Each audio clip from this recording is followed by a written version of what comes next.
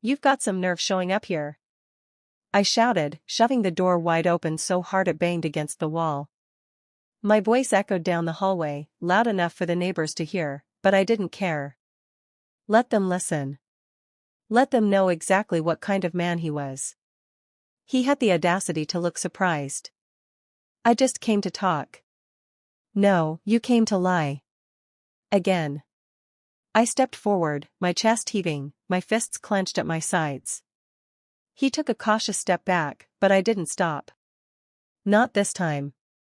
Not after everything. You think just because you shaved, put on a button-down, and showed up unannounced, that I'm going to forget what you did to us?" His eyes flickered. That guilt was still in there, no matter how deep he tried to bury it. But it wasn't enough. I needed him to feel it. To feel all of it. Where were you when she was coughing up blood at 2 a.m.? When I was holding her hand through every single chemo session? Huh? My voice cracked, but I didn't let the tears fall. You were with her.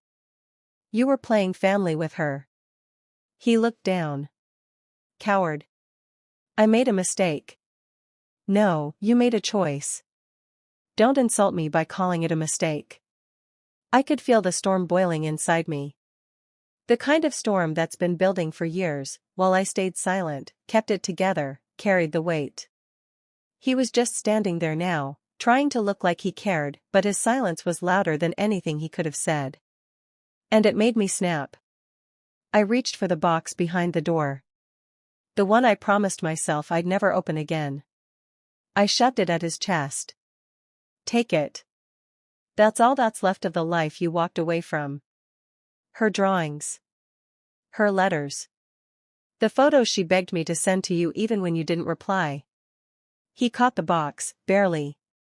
Fumbled with it like it was heavier than he expected. It should be. It held the last pieces of the daughter he didn't deserve. She's gone, David. She's been gone. And you don't get to come back now just because guilt finally found its way to your doorstep. He opened the box slowly, fingers trembling, and I watched his face change.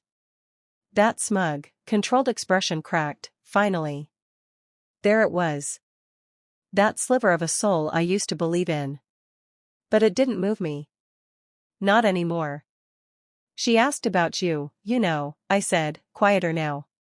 The calm after the explosion. Right at the end. She whispered your name. She still loved you. Even after you disappeared, even after the birthdays you missed and the promises you shattered. And all I could do was lie to her. Tell her you'd come. That you were just busy. He looked up. His eyes were red. But again, too late. I took a shaky breath. My heart was pounding so hard it hurt. You didn't just leave me, David. You left her. You left a little girl with questions I couldn't answer. And now you think what? That you can come back with a box of chocolates and play daddy again?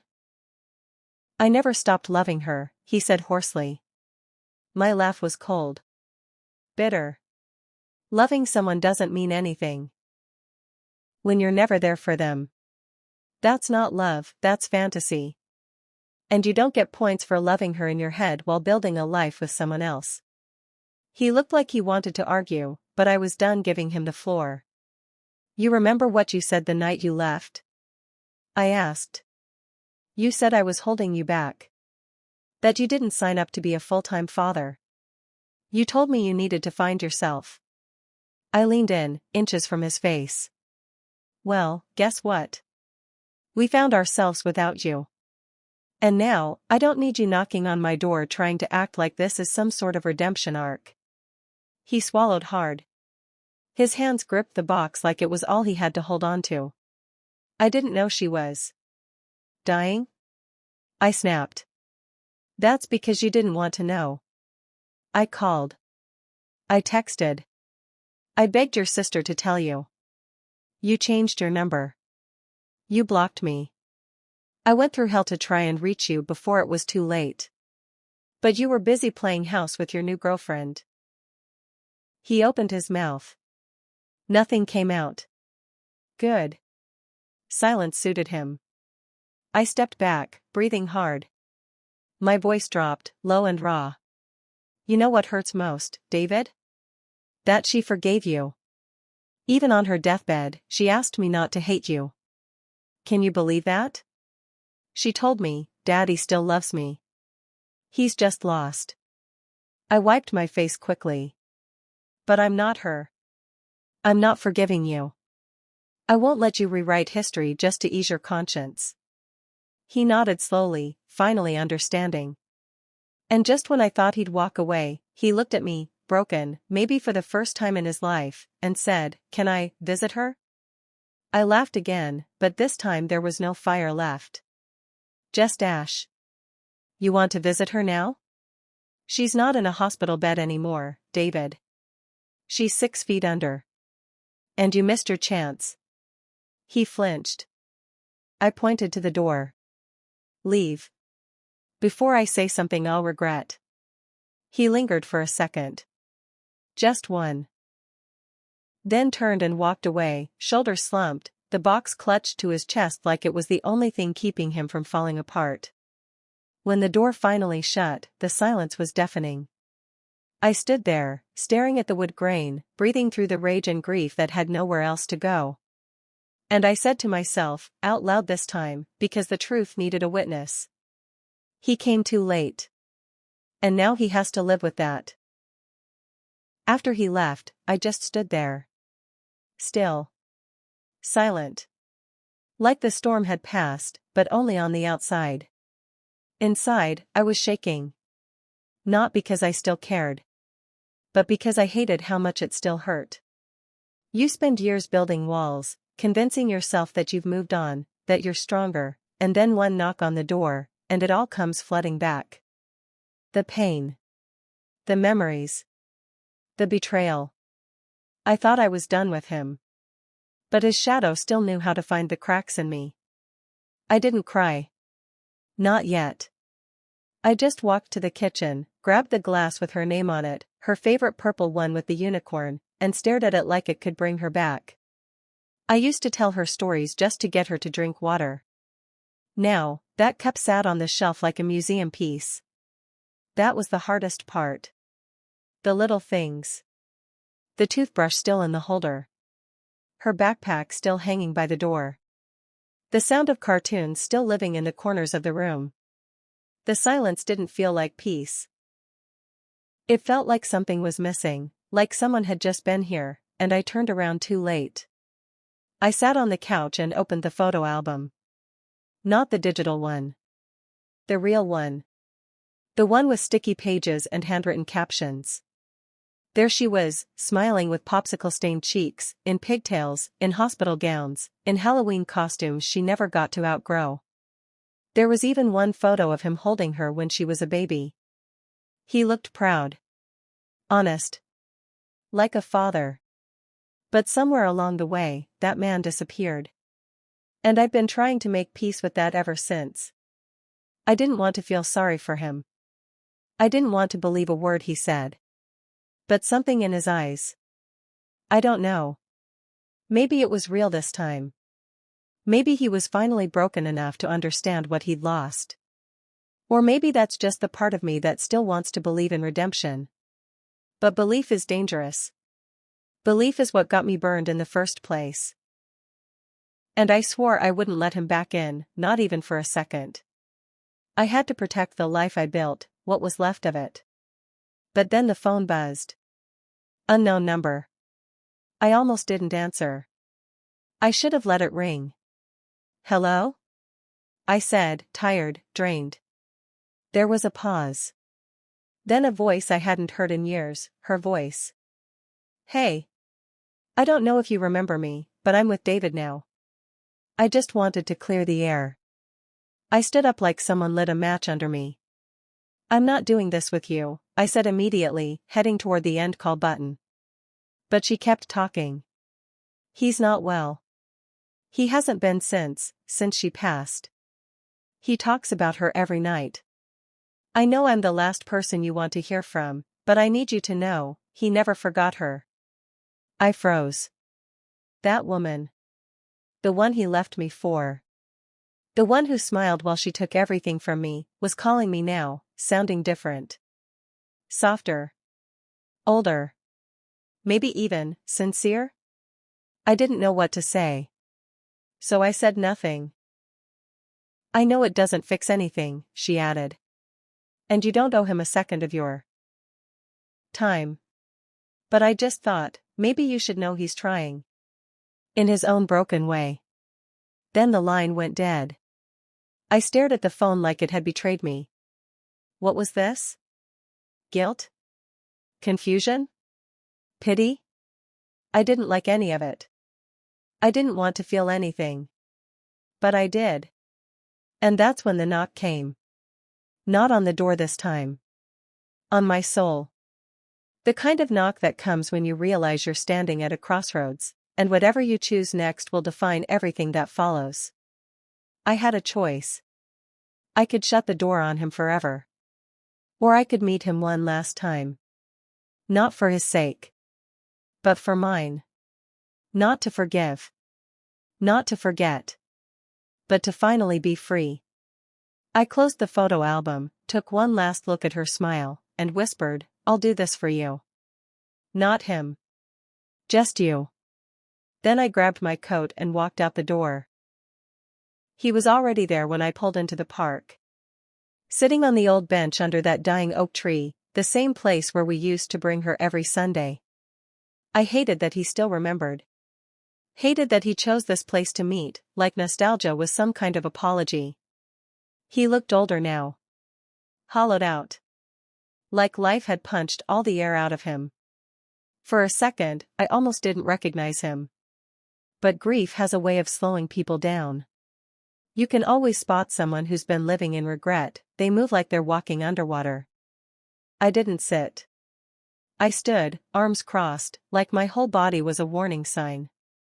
I didn't come to forgive you, I said sharply, before he could even open his mouth. I know, he replied, eyes fixed on the ground. I wouldn't forgive me either. Good. He wasn't here to play the victim. Maybe we could get through this without lies. He looked up. I just needed to see you. To tell you. I remember everything. Every birthday I missed. Every tear you cried alone. Every time I chose someone else when I should have chosen you. His voice cracked. But I didn't move. You don't get to do this now, I said, words like bricks in my mouth. You don't get to show up with a broken heart and expect mine to fix you. He nodded slowly, like he'd rehearsed this punishment. I came to tell you something, he said after a moment. It's not about me. It's about her. That stopped me. Against my will, my body softened just enough to hear it. I found something, he said, pulling a folded piece of paper from his coat. She wrote it. The last night. Before the hospital. I hesitated. My feet stayed planted, but my heart moved forward without me. He unfolded it carefully, like it was sacred. She wrote. Tell Mommy I'm okay. Tell her I see her cry at night, but she doesn't have to. I know she tried. I love her more than the moon loves the sky. The air left my lungs. She said. I forgive Daddy. Because I don't want him to be sad forever. But tell him he can't come back unless he makes Mommy smile again. I turned away. I couldn't hold it in anymore. My shoulders shook silently. I had buried so much, covered it in concrete and grit and rage, but that little letter broke through everything. I imagined her tiny hands holding that pencil. Her big heart trying to hold us both together, even in the end. He didn't move closer. He knew better. I failed her, I whispered. I failed both of you. No, he said, voice trembling. You didn't fail anyone. You were the only one holding everything up while I ran. I turned back to him. Then why now? Why come crawling back now, when everything's already been torn apart? Because, he said, eyes glassy, I finally stopped running. And I realized, I don't want to die with her thinking I never tried to make it right. I stared at him. hard. Measuring every word. You can't fix this, I said. You can't undo years of silence with one letter. I know, he replied quietly. But maybe I can. Spend the rest of my life trying anyway. That was the moment I saw something I never thought I'd see in him again. Truth. Not perfection. Not salvation. Just truth. Raw and unpolished. A man who had nothing left but the need to try. I walked to the bench slowly. Sat beside him. Not touching. Not forgiving. Just sitting. For the first time in years, we were in the same place at the same time, not to fight, not to blame, but to face the wreckage we both helped create. We watched the sun start to set. It felt like something was ending, or maybe beginning again. And as the wind rustled through the leaves above, I thought I heard her laughter in the air. I wasn't sure why I said yes. Maybe it was the way he read her letter like it was scripture. Or maybe it was how broken he looked, not because he lost her, but because he finally realized what he'd thrown away before she was gone. Either way, when the school invited me to speak at the memorial fundraiser they held for her, he asked if he could come too. Not to speak. Just to sit in the crowd. To hear my voice say her name one more time. I don't know why I agreed. Maybe part of me needed him to finally see who we were without him. The auditorium was packed. Teachers. Classmates. Parents. Even the principal looked like he'd been crying. Her picture was up on the big screen behind the podium. That goofy grin, missing front teeth. Her wild curly hair. The way her eyes smiled even bigger than her mouth. And suddenly, it was too much. I froze. My hands started to shake. My mouth went dry. They were all waiting. Watching. Expecting the usual, "Thank you for coming and we miss her every day." But instead, I gave them the truth. I gripped the mic tightly and took a deep breath. I was alone when I gave birth to her, I started. He wasn't there. He was too busy chasing his freedom. I remember holding her for the first time, and promising that she would never feel what I felt in that moment, abandoned. Forgotten. Unloved. The room got quiet. Uncomfortably quiet. She never asked for much. Just bedtime stories and pancakes on Sundays. She didn't care that we didn't have money. Or that her shoes were always from the thrift store. She only cared about love. And I gave her every ounce I had. I looked down at the front row. He was sitting there, head bowed. Jaw tight. Hands clenched. She used to ask me about him, you know, I continued.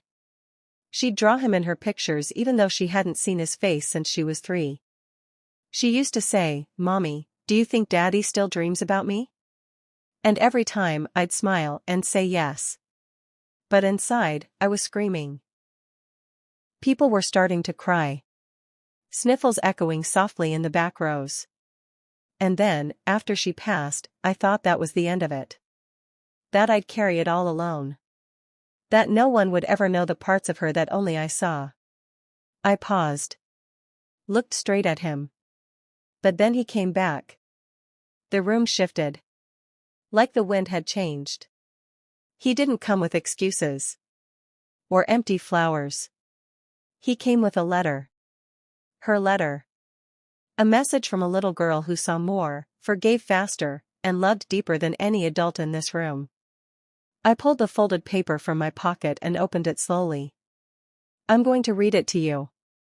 Because she deserves to be heard. And he deserves to live with her words forever. I read it. Every line. Every innocent sentence scribbled in crayon, sealed with hope. When I looked up, he was crying. Not quietly. Not politely. Fully undone. The kind of crying that doesn't care who's watching. I stepped down from the podium. Walked slowly to the edge of the stage. Pain doesn't disappear because someone says sorry, I said, still holding the mic, but sometimes, when someone owns it fully, when they show up after all the doors have closed, you realize they're not here to fix what's broken. They're just here to kneel in the rubble with you. I stopped walking. Looked him in the eyes. You don't get a second chance at being her dad, I said. But maybe, just maybe, you get a second chance at being a man. The crowd didn't clap. They didn't need to. Because this wasn't a performance. It was a reckoning. And sometimes, the quietest rooms carry the loudest truths. It's strange how silence can change meaning. For years, silence meant abandonment. A ringing void where a father should have been. It was the quiet in the hospital hallway when no one showed up. The stillness after another unreturned voicemail. The hush I had to fake when she asked, "Why doesn't Daddy call?" But now, this silence was different. We sat on the porch together.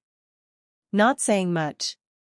Just watching the sun go down over the yard she used to play in. The little swing still creaked when the wind pushed it. I hadn't had the heart to take it down. Maybe I never would. He sipped his coffee slowly, eyes fixed on nothing in particular.